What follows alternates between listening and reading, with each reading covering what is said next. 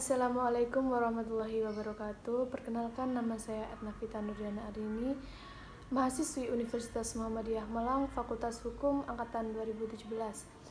Saya di sini sedang menempuh mata kuliah manajemen law firm yang diampu oleh Bu Tinu selaku dosen saya. Dan di sini saya mendapatkan tugas bagaimana perencanaan mendirikan kantor law firm. Langsung saja dari pengertian law firm itu sendiri. Dalam bahasa Indonesia disebut firma hukum, merupakan suatu badan usaha yang terdiri dari beberapa advokat berpengalaman untuk membantu mengatasi permasalahan hukum. Law firm yang baik dan memiliki prestasi dibangun dengan kerja keras para pendiri dan mitra perusahaan. Pada umumnya, firma hukum membantu proses peradilan hukum. Namun, terkadang firma hukum juga membantu penyelesaian masalah di luar jalur pengadilan. Dari peran penting firma hukum itu sendiri sebagai penyedia layanan bantuan konsultasi hukum, dan law firm juga memberikan layanan dari lawyer atau advokat berpengalaman serta sesuai bidang yang ditanganinya. Tujuan utama dari law firm itu sendiri memberikan pelayanan hukum kepada masyarakat, baik personal maupun perusahaan, dengan menjunjung tinggi kerjasama tim. Ada pula visi yang terkait dalam perencanaan law firm itu sendiri. Memberikan layanan advokasi, bantuan hukum, dan pengembangan hukum berkualitas tinggi dengan mengedepankan integritas, profesionalitas, dan rasa hormat untuk klien dan masyarakat.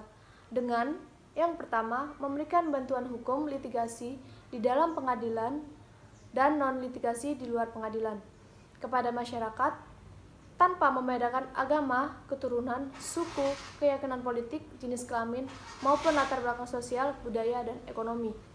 Yang kedua, berperan secara aktif dalam penegakan hukum, proses pembentukan hukum, dan pemberharuan hukum sesuai dengan Undang-Undang 1945 dan Deklarasi Umum Hak-Hak Asasi Manusia. Yang ketiga, membina dan memperbarui hukum serta mengawasi pelaksanaannya. Yang keempat, sebagai mitra penegak hukum dalam meningkatkan independensi dan tertib beracara dalam proses penegakan hukum. Yang kelima, meningkatkan kesadaran secara terus-menerus terhadap pengakuan dan penghormatan setinggi-tingginya terhadap hak asasi manusia selama menjalankan proses penegakan hukum. Ada pula dari misi perencanaan law firm itu sendiri. Dalam rangka mewujudkan visi tersebut, ada pula misi yang dibuatnya. Yang pertama, menetapkan kepentingan terbaik klien yang harus menjadi prioritas utama dan bertanggung jawab sepenuhnya terhadap penyelesaian perkara klien. Yang kedua, memilih para advokat yang memiliki kualifikasi dan kompetensi tinggi di bidangnya, baik pidana, perdata, maupun tata usaha negara. Yang ketiga, mengembangkan lingkungan kerja yang memprioritaskan pendekatan kekeluargaan, berkelanjutan, dan manusiawi. Yang keempat, mengutamakan integritas, ketekunan, kejujuran, dan kemampuan komunikasi yang efektif dan kuat. Yang kelima, berperan penting dalam upaya pengembangan hukum yang bermartabat, berkemanusiaan, dan berperadaban. Dan yang terakhir, mengembangkan budaya akademis dan penelitian hukum. Dan ada pula struktur organisasi dari law firm.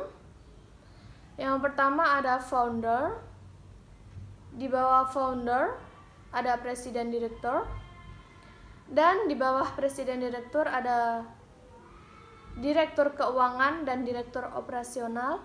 Di bawah direktur keuangan ada administrasi, dan di bawah direktur operasional ada mediator, dan ada lagi di bawah direktur operasional ada direktur pidana, direktur perdata, direktur bisnis. Di bawah ketiga direktur itu ada advokat atau lawyer, dan yang terakhir ada paralegal. Sekian dari penjelasan tentang perencanaan kantor law firm. Jika ada yang kurang jelas dan kata-kata saya yang kurang jelas, mohon dimaafkan. Thank you. Wassalamualaikum warahmatullahi wabarakatuh.